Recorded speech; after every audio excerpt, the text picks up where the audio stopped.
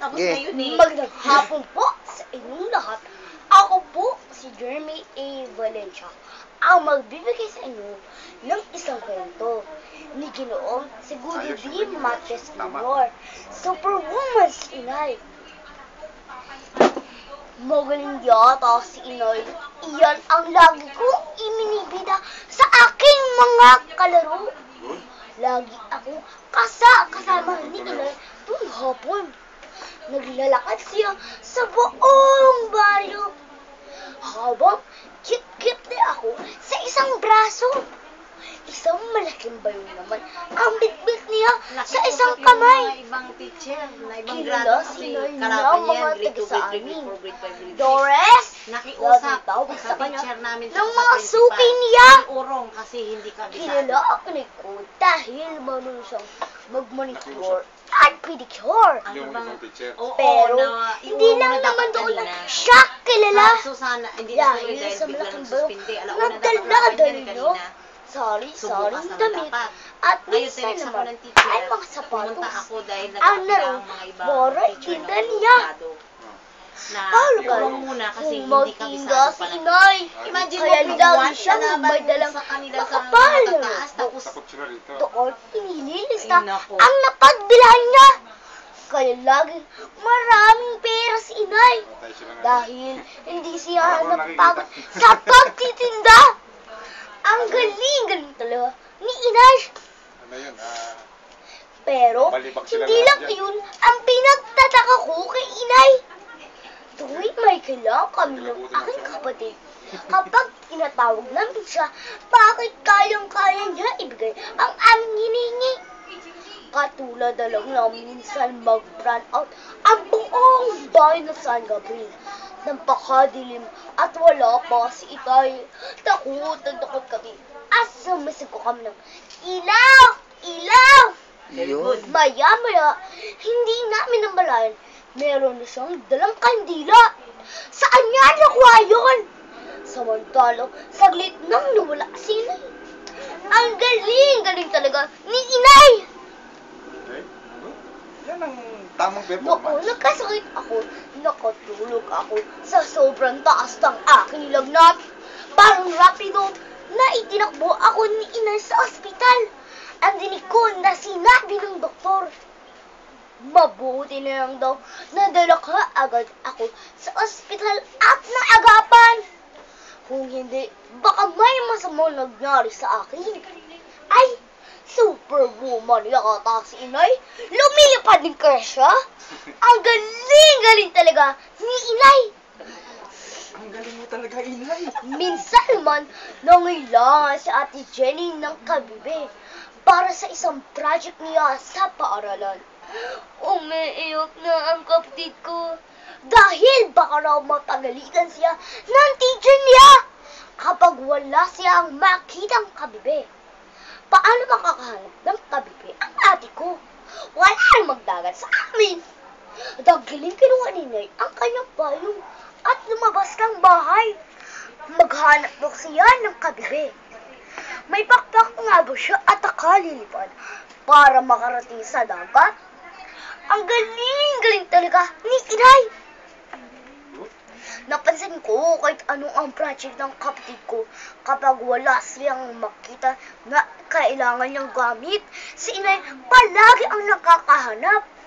Kagaya ng balang ng itlog, mga laruan ng mga hayop, fruits, at kung ano-ano pa ang ipinapahanap ng kanyang teacher para daw sa mga album. Ang galing-galing talaga ni Inay. Hindi lang ayon, pag-isip pa lang ni Inay sa umaga, magluluto na siya ng almusal para sa amin. Magpapakain ng mga manok at bibe sa bakuran. Magsisigan ng mga basura at mga tuyong dahon sa likod bahay. Maglalabas si Inay, mamamalansya, maglilinis ng bahay. Magluluto si Inay ng panangilan at hapunan. Magmamicure at magpipedicure. At magtitinda pa ng mga damit at sapatos. Parang hindi napapagod si Inay. Ang galing-galing talaga ni Inay. Minsan naman, nasira ang ipinapasa ng jeep ni Itay. Lores, kukulangin tayo ng pera. Baka walang baon sa Jenny ng isang linggo.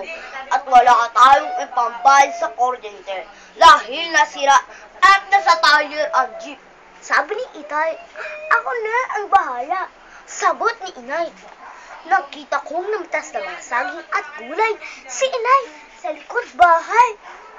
At isinakay ang mga iwan sa tricycle kasama ang napakabang baboy namin. Aba, tama nga si Inay. Nakabayad kami ng kuryente at may baon na si ate para sa buong linggo. Ang dinig ko'y ipinagbili ni Inay sa bayan. Ang mga isinakay niya sa tricycle. Ang galing-galing talaga ni Inay. Pero bakit ganoon? Isang araw, biglang tumalay ang aking inay. Hindi raw siya makabangon. Hindi siya pinagtrabaho ng aking Itay. Si Itay naman ang gumagawa sa mga gawaing bahay. At ang inay ko naman palagi nakahiga. May sakit ba ang inay ko? Wala akong sakit, anak. Sagot niya sa akin. Malapit ka na masundan. Masundan? Malapit na rin akong magkaroon ng isa pang kapatid. Nagdaan ng araw, unti-unting lumalaki ang tiyan ng aking inay. Namangha ako sa sinabi sa akin ni Inay. Narito na sa loob ng tiyan ko ang bunsang kapatid mo. Anumang oras ay lalabas na siya sa akin. Ang aking kapatid nasa loob ng tiyan ng aking inay. At lumalaki raw sa loob ng tiyan ang aking kapatid. At lalabas raw siya roon balang araw. Kaya lalaki rin ang tiyan ng aking inay. Ang sabi niya, ganoon din daw kami ni ate. Galing kami sa kanyang tiyan. Ang galing-galing talaga ni Inay. Dumating ang araw ng isilang ni Inay si Bunso. Gabriel! Ang sabi kong ipapangalan sa kanya. Isinunod ko sa pangalan ng patron namin. Hinaplos ko ang mukha ni Gabriel. Ang cute-cute na mga mata niya at ang bango niya. Ang pula ng mga labi niya. Ang kinis-kinis ng kanyang balat. At napakatamis ng kanyang ilong. Lag niya akong ninitian. Nagmana raw siya sa akin. Sabi ni Inay, gaya ko raw ate, isa rin itong anghel. Ang galing-galing talaga ni Inay. Kaya laging nating pakatandaan sa lahat ng mga kapwa kong mga bata na narito ngayon bilang pagbibigay-pugay sa ating mga nanay.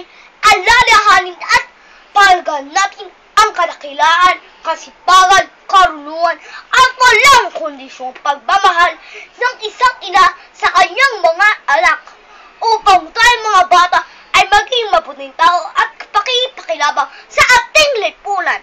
Yan ang aral sa loob ng aking kwento. Superwoman si Inay. Ang galing!